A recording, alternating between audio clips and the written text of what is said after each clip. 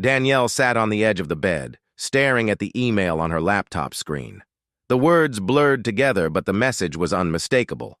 Proof of her husband's affair. A forwarded exchange, time-stamped and undeniable. A woman's name she didn't recognize, a reservation for a hotel 3 months ago, and a message laced with familiarity, longing. She could hear the shower running in the ensuite bathroom. Oliver was in there, oblivious, humming to himself, like it was any other Tuesday. Her fingers hovered over the keyboard before she shut the laptop abruptly. Was she really surprised? Hadn't there been signs? Late nights? The way his phone never left his pocket. The vague answers when she asked about his day. Danielle had ignored it, convinced herself she was being paranoid, that he was just stressed from work. When Oliver stepped out of the bathroom, a towel slung around his hips, he flashed her his usual tired smile. "Morning," he said, rubbing at his damp hair. Danielle swallowed, watching him carefully. Did he suspect she knew? Did he feel guilty at all? "Morning," she replied, voice level. She rose from the bed and walked past him, her fingers brushing. The laptop as she went. A test. Would he notice? Would his face change? He didn't even glance at it. She spent the day in a fog, pretending, playing along, until she had a plan. Confrontation was an option, but there was another. She could confirm it herself. She scrolled through Oliver's call logs while he was in the shower that evening. There she was, Mia Caldwell, repeatedly. The name felt like a wound. She hired a private investigator the next morning. A drastic move, maybe, but she needed certainty. The man she met, Leonard Price, was pragmatic, nonchalant. "If there's something to find, I'll find it," he said, passing her a card. Days stretched into weeks, and Danielle felt herself change. She analyzed every moment with Oliver, every touch, every excuse. When had they last been happy? Had he ever really been faithful, or was she just the wife, the one he came home to, while Mia got the passion, the attention? Then came the photos. Leonard delivered them in an unmarked envelope. A restaurant? Oliver's hand on Mia's wrist. A hotel lobby. A kiss. Danielle stared at the pictures in her car, her grip tightening until the edges curled. She had proof. Now what? She didn't explode. Not yet. Instead, she started watching Oliver more carefully, slipping in subtle questions, small tests. How? Was work? Fine. Just the usual. But she knew he hadn't been at work all day. One night, she followed him. He told her he was meeting an old friend for drinks. She knew better. She parked across from the dimly lit hotel and watched him walk inside, and then she walked in after him. The moment Oliver saw her in the hotel lobby, his face drained of color. He had no lie prepared. Mia, standing beside him, turned as well, eyes widening. Danielle didn't raise her voice. She simply held up the photos. "How long?" she asked, her voice even. Oliver stammered. "Danielle, how long?" Mia had the decency to step back, muttering something before scurrying away. Coward. Oliver swallowed hard. A year. The confirmation landed like a punch to the gut, but Danielle didn't flinch. "I should go," Oliver muttered, as if that would fix anything. "No," Danielle said. "You're coming home with me. We need to talk." That night, they sat across from each other in the living room, a bottle of whiskey between them. The air between them was thick, suffocating. "Why?" Danielle finally asked. Oliver looked at his hands. "I don't know. Not good enough." He let out a bitter laugh. "You want an excuse? Fine. I felt invisible. We were just existing. I met Mia and she made me feel—" "Spare me," Danielle snapped. "Do you love her?"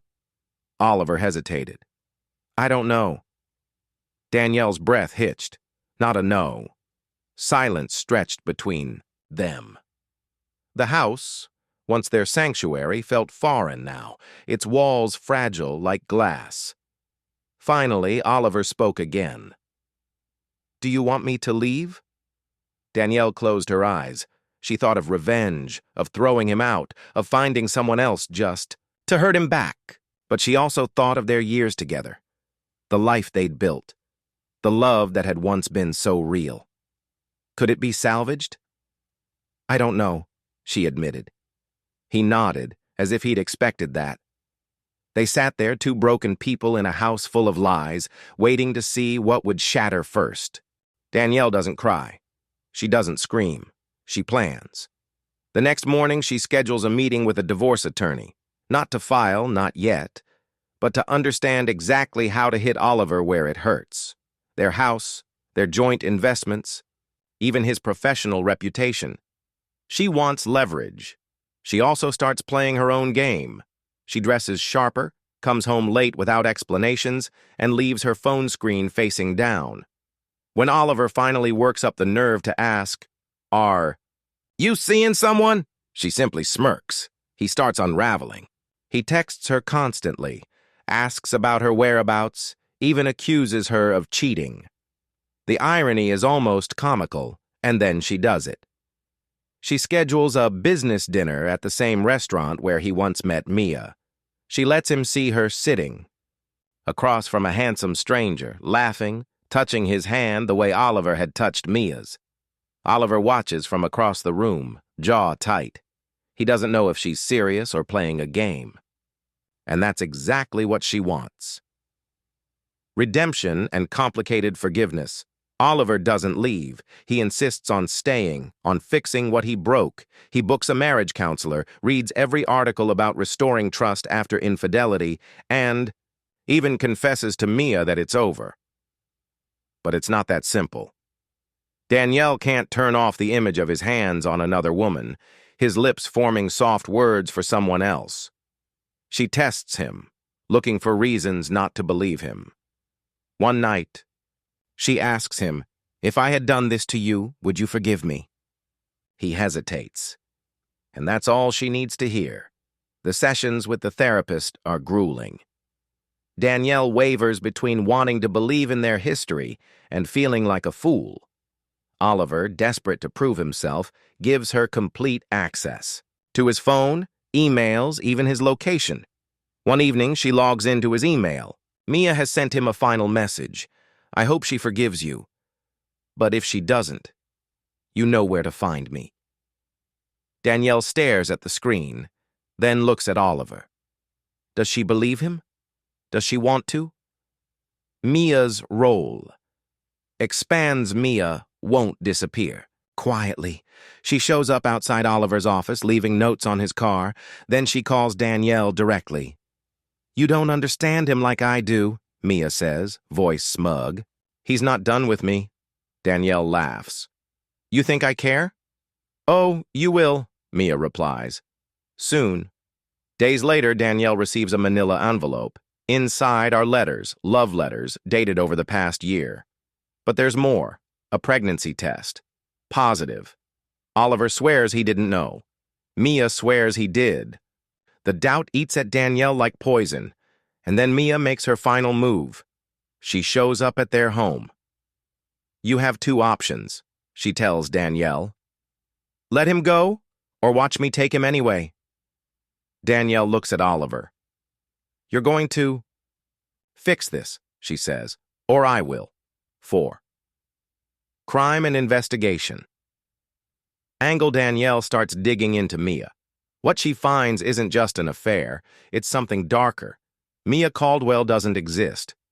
At least not under that name. Her real name is Rebecca Nolan, and she's been involved in multiple lawsuits with previous men. Claims of harassment, financial manipulation, even an alleged accidental overdose of a former partner, Danielle. Confronts Oliver, who turns pale. I didn't know." Danielle isn't convinced. She hires Leonard Price again, but this time, not just to follow Oliver, to follow Mia. What they uncover is chilling. Mia's been blackmailing a man in another city. She's not just Oliver's affair, she's a professional at this. But before Danielle can expose her, she gets a text. "Meet me alone, or your husband pays for what he did." Danielle grips the phone. This was never just about an affair, this was a setup. And now she has to decide how far she's willing to go to protect the man who betrayed her. Open war and divorce battle. Danielle files for divorce. No hesitation, no second chances. Oliver fights back. He wants joint custody of their dog, half of the house, even money from a business Danielle started herself. The legal battle turns ugly fast. Friends pick sides. Her family stops speaking to him. His colleagues whisper behind his back. Mia, meanwhile, disappears, leaving Oliver to face the fallout alone. At one of their final meetings, Oliver looks across the conference table and says, "We could have saved this." Danielle stares at him. "You could have." Months later, the divorce is final. Danielle moves into a new apartment, starts over. She gets an invitation to a wedding, Oliver's. He's marrying someone new. She doesn't open it. She just drops it in the trash, picks up her glass of wine, and watches the city lights, feeling, if not happy, at least free. Final thoughts. Each of these directions offers a different resolution: revenge, redemption, escalation, or complete separation. Which one speaks to you the most, or would you like a combination of them? Danielle didn't sleep. After everything, Mia's threats, Oliver's attempts at redemption, the looming divorce, her mind kept racing. She could feel the weight of the past year pressing down on her, suffocating. In the dim glow of her laptop screen, she stared at the latest report from Leonard Price. Mia wasn't just Oliver's mistake. She was a walking disaster. Multiple aliases, several lawsuits, one former partner dead under mysterious circumstances. And now, she claimed, she was pregnant. Danielle didn't believe her, but doubt had a way of creeping in. She needed control, and she knew exactly how to take it. The confrontation. Oliver was packing a suitcase when Danielle walked in. "I'll stay at a hotel for a while," he muttered. "Give you space." She tossed the manila envelope onto the bed. "No, you won't." His hands hesitated over his clothes before he picked it up, flipping through the papers. His expression darkened. "Where did you get this?" "Doesn't matter," she said. "What matters is that Mia isn't who you think she is." He ran a hand over his face. "I ended it with her." Danielle folded her arms. "Then why is she calling me? Why is she threatening me?" His head snapped up. "What?" Danielle took a slow step forward. "She told me to let you go, or she'd take you anyway." Oliver swallowed hard. "She wouldn't." "She would." Beat of silence. Then Oliver exhaled sharply. "What do you want me to do?" Danielle tilted her head. "Fix it. A trap Danielle sent Mia a text. We need to talk. Come alone." She waited in a dimly lit cafe, her fingers wrapped around a cup of coffee that had long gone cold. She knew Mia would come. And she did. Mia slid into the seat across from her, looking effortlessly smug. "You finally came to your senses?" Danielle leaned in. "I know who you are." Mia's smile faltered for a split second. Then she recovered. "I don't know what you mean."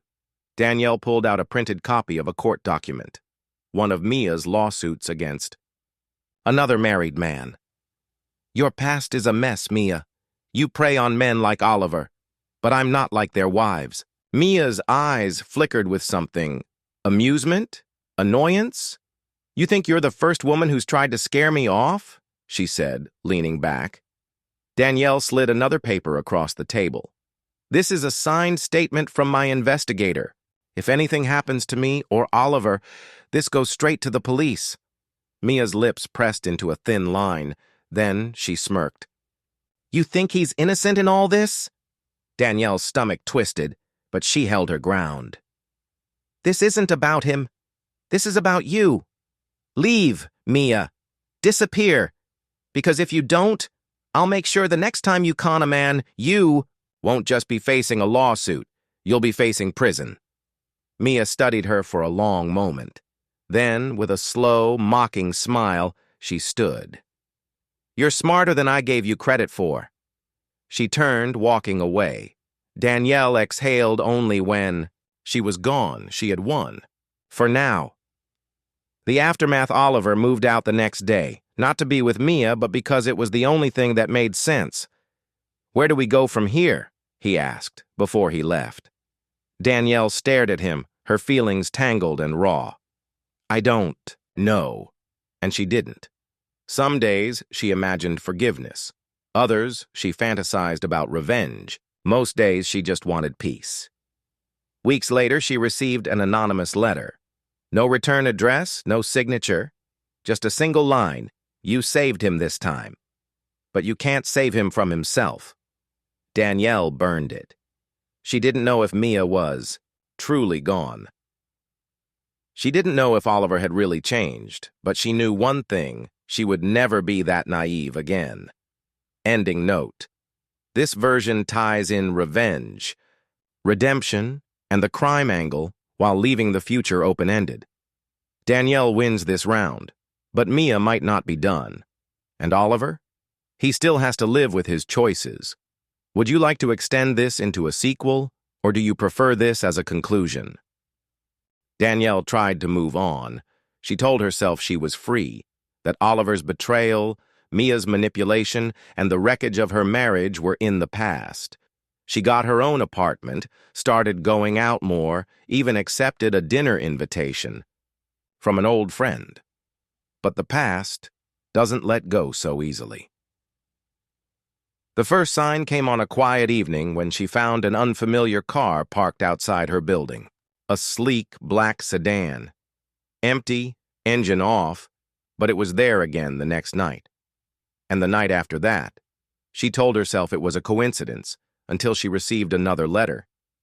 You burned the last one, but you should have listened. Danielle's blood ran cold. A warning. She called Leonard Price. I thought you said Mia was gone, Danielle said, voice sharp. She is, Leonard replied. I checked. She moved out of the city 2 weeks ago. Danielle gripped her phone tighter. Then, who the hell is watching me? A pause. Then Leonard sighed. I'll look into it. That night, Danielle barely slept. She checked her locks twice, kept her phone in her hand. When a floorboard creaked in her hallway, she nearly called the police. Until she remembered, she lived alone. Mia was gone. Oliver was gone. So why didn't it feel over? The unfinished story. 2 days later, Leonard called. Danielle, he said, voice tight, you're not gonna like this. Try me. That car, it's rented under Oliver's name. She froze. That's not possible. It gets worse, Leonard continued. I checked with the hotel he moved into. He checked out last week. No forwarding address. Danielle's pulse pounded in her ears. Where is he? I don't know, Leonard admitted. But he's looking for you. A reckoning, Danielle drove straight to Oliver's office, storming past the receptionist, but his office was empty, cleared out, his name stripped from the door. Where is he? She demanded. His former assistant shifted uncomfortably. He resigned. Said he needed a fresh start. Danielle stepped back, heart racing. This wasn't right. Oliver wasn't impulsive. He didn't just disappear, unless he had a reason to run. And then it hit her. The letter. You can't save him from himself. The truth comes out. That night, she heard a knock at her door. She hesitated. Then, slowly, she opened it. Oliver stood there, looking thinner, more exhausted than she'd ever seen him. His eyes darted past her, as if checking for someone. You need to let me in, he said. Danielle didn't move. Why? Because I think Mia is dead. Silence crashed between them. Finally, Danielle stepped aside. Talk. Oliver walked in, running a hand over his face. I tried to fix things. I told her to leave, that I was done. But she laughed, said I'd never be done with her. He looked up, desperation in his eyes. And now she's missing. Danielle folded her arms. And you think she's dead? Oliver swallowed. I think someone made her disappear. Danielle's stomach twisted. And you think they're coming for you next? Oliver didn't answer, but he didn't have to, because outside, parked across the street, was the black sedan. And this time, the engine was running. To be continued. This sets up a deeper mystery, Mia. Might be gone, but something bigger is at play. Is Oliver being framed? Did he kill Mia, or is someone else pulling the strings? Would you like to dive into a crime thriller arc from here, or keep the focus on Danielle's emotional and psychological journey? The car was still there, engine running, headlights off. Danielle's pulse pounded as she closed the door, locking it behind Oliver. You need to start talking, she said, voice low. Oliver ran a hand through his hair, his fingers shaking. I told you, Mia's missing. I don't know what happened to her, but someone thinks I do. He looked up, desperation flickering in his eyes. I'm being followed. I thought it was just Mia at first, but then I got a message. Danielle crossed her arms. What kind of message? Oliver hesitated before pulling out his phone. He scrolled quickly, then turned the screen toward her. It was a text. No name, no number, just a single sentence. Tell me where she is, or you're next. Danielle's skin prickled. And you don't know? I swear to God I don't, Oliver said.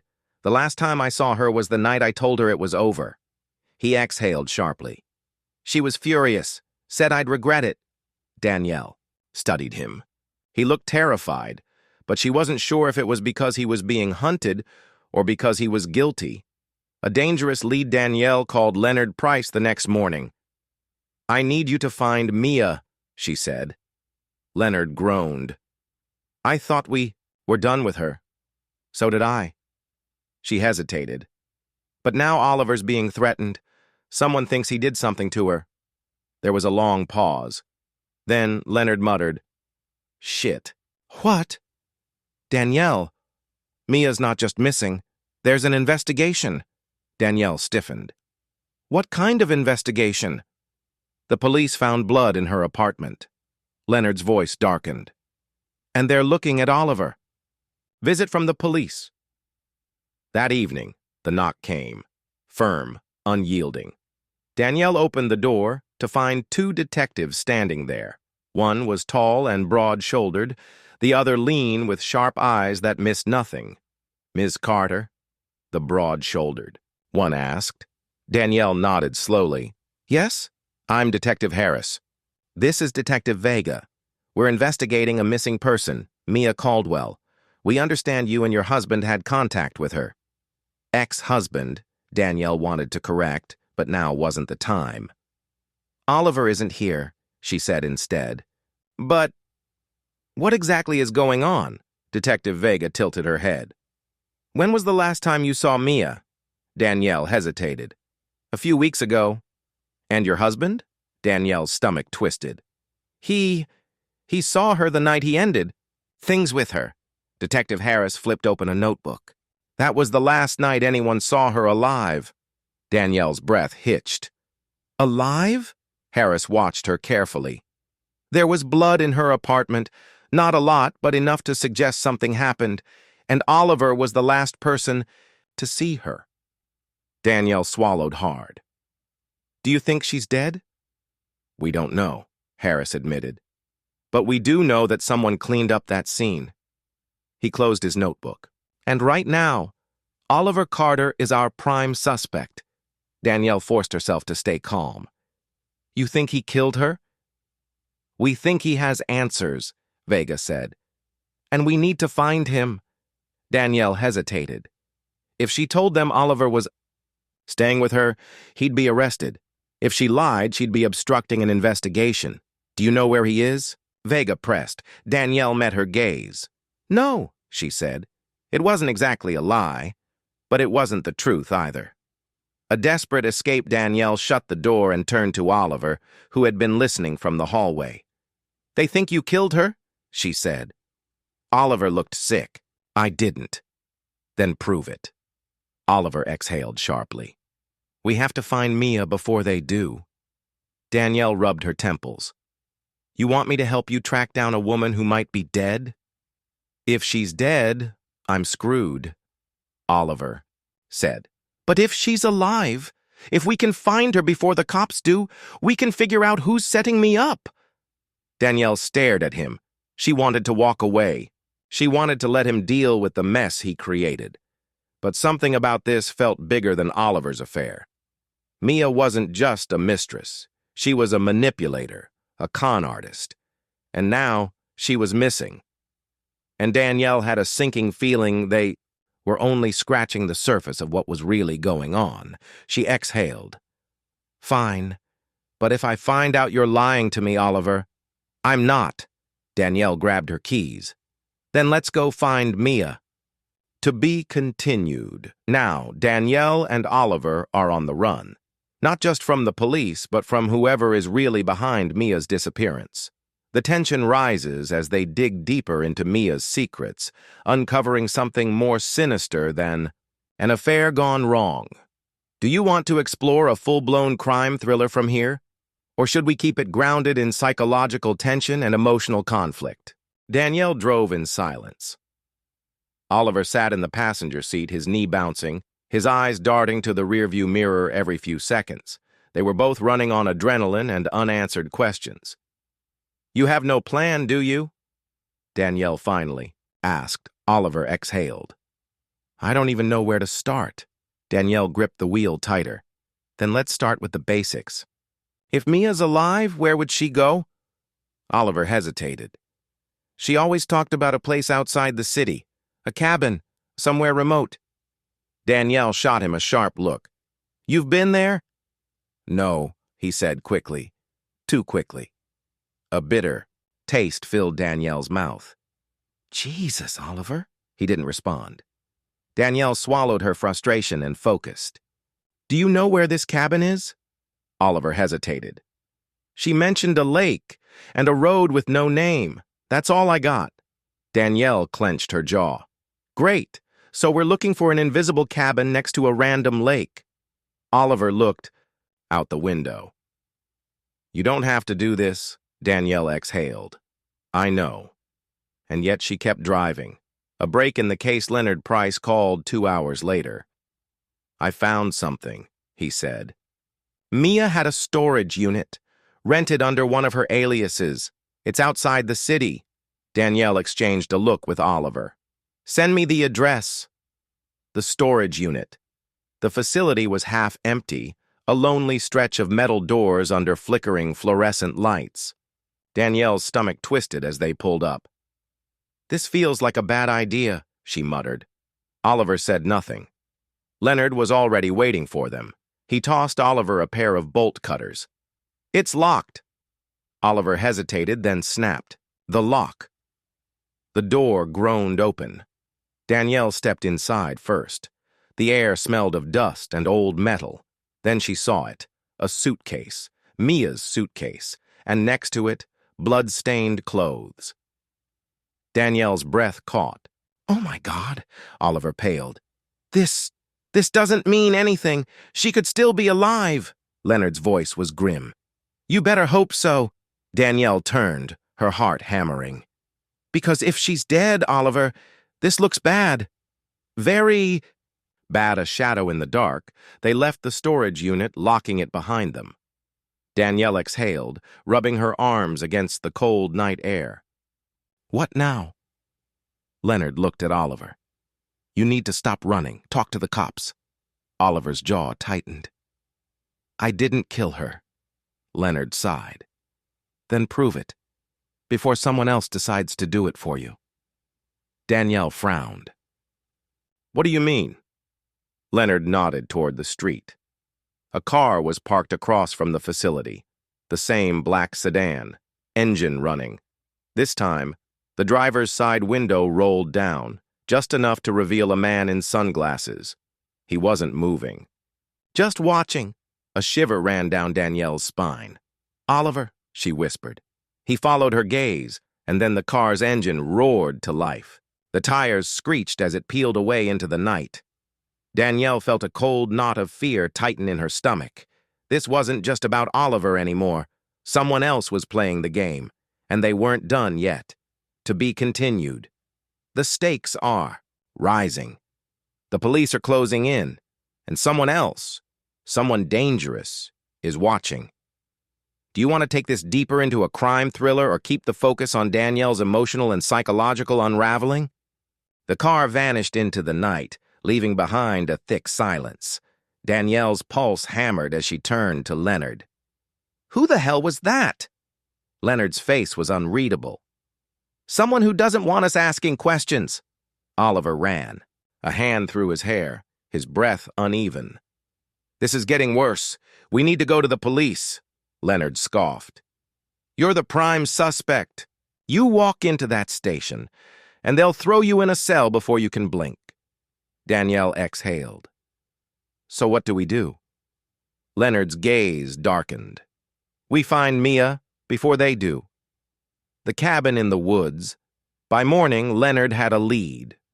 Real Estate Connection pulled property records under one of Mia's aliases. It led them to a cabin, secluded near a lake, just like Oliver had said.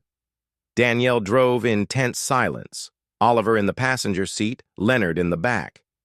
They arrived just after sunset. The place was dark, windows shuttered, no signs of life. Danielle hesitated at the door. What if she's in there? Oliver swallowed hard. Then we get answers. Leonard picked the lock in under a minute. The door creaked open. The cabin smelled like damp wood and dust. Moonlight streamed through the blinds, casting eerie shadows. Then they saw it. A broken lamp, an overturned chair. A dark stain on the wooden floor. Danielle's stomach lurched. Blood! Oliver inhaled sharply. No, this doesn't mean she's dead. Leonard moved ahead cautiously. Stay close. They searched the cabin. Empty closets, bare kitchen, dusty furniture. But in the bedroom, Danielle found something that made her blood run cold. A burner phone, still on. And on the screen, an unread message. You should have left when you had the chance. A deadly realization. Danielle turned to Oliver, her voice barely a whisper. She's not just missing. Someone took her. Leonard exhaled sharply. And now they know we're here. A floorboard creaked outside. Danielle's breath caught. Leonard drew a gun. We need to go now. They moved fast, slipping out the back door just as a pair of headlights cut through the trees. A black sedan, not the same one as before. This one had tinted windows. Danielle's heart pounded. They found us. The driver's door opened. Man stepped out. Tall. Dark coat. Leonard pushed Danielle behind him. Get to the car. Now. Oliver hesitated. Who is that? The man took a step forward. Then another. Danielle's fingers trembled as she reached for Oliver's arm. We have to go. Then the man spoke. His voice was smooth, cold, calculated. You're looking for Mia? Danielle froze. The man smiled. She's already dead. To be continued. Now the mystery deepens. Who is this man? Is Mia really dead? And what does he want with Danielle and Oliver? Do you want this to spiral into a full crime thriller with danger, twists, and secrets unraveling? Or should we keep it more grounded in psychological suspense? Danielle's breath hitched. The man stood motionless, his dark coat blending into the night. His face was unreadable, but his words hung in the air like a noose. She's already dead. Oliver stiffened beside her. You're lying. The man tilted his head slightly, amused. Am I? Leonard's grip tightened on his gun. Who the hell are you? The man smiled. Someone who cleans up messes. His gaze flicked to Oliver. And you, Mr. Carter. You've made quite a mess.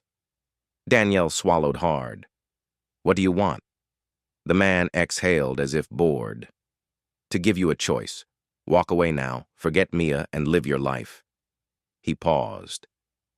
Or keep digging and end up just like her. The air was electric with tension. Danielle's mind raced. Was this a bluff? Was Mia really dead? And if she was, who killed her? Leonard's finger hovered near the trigger. We're not going anywhere until we get some answers. The man's smile faded. That's unfortunate. Then he reached inside his coat. Danielle didn't think. Run! She screamed, grabbing Oliver's wrist. Leonard fired. One shot, aimed low. The man staggered back, cursing, but he wasn't down. They sprinted toward the car, tires kicking up gravel as they jumped in. Danielle slammed the door shut, hands shaking as she turned the key. Nothing. The engine wouldn't start. Shit, Oliver. Pounded the dashboard. Come on, come on. Headlights flared behind them. The man's sedan roared to life. Leonard turned, face tight. We're out of time. Danielle twisted the key again. This time the engine growled to life. She floored it, tires screaming as they tore down the dirt road. The black sedan followed, the chase. The road was narrow, lined with dense trees. The sedan was gaining. Danielle's knuckles turned white on the wheel. We're not going to make it. Leonard turned in his seat, gun raised. Keep driving. He fired. One shot, then another. The sedan swerved but didn't stop. Oliver turned, his voice raw. Who the hell is this guy? Leonard didn't answer. Danielle's heart pounded as she spotted something ahead. An old bridge over the lake. Hold on, she yelled. She jerked the wheel hard. The car skidded onto the bridge, wooden planks groaning beneath them. The sedan followed. Too fast. Danielle slammed the brakes. The sedan tried to swerve. Too late. The bridge gave way with a sickening crack. Danielle watched in stunned silence as the car plunged forward, teetered for a second, then disappeared into the black water below. Silence, just the sound of their ragged breathing. Oliver exhaled. Is he dead? Leonard kept his gun raised, watching the water. Maybe. Danielle swallowed hard. Maybe wasn't good enough. The truth sinks. They didn't wait to find out. Danielle floored it back onto the road, heart still racing. No one spoke for a long time. Finally, Oliver whispered, Mia's dead. Danielle glanced at him. He wasn't crying. He wasn't even shocked, just hollow. Leonard shook his head. We don't know that. Oliver looked away. I do. Danielle tightened her grip on the wheel. Did he? Or was there still more to this story? To be continued. Now the stakes are higher. Mia is possibly dead, and someone powerful wanted to silence them. But who? And why? Should we dive deeper into the conspiracy, uncovering Mia's real secrets? Or should the focus stay on the emotional unraveling of Danielle and Oliver?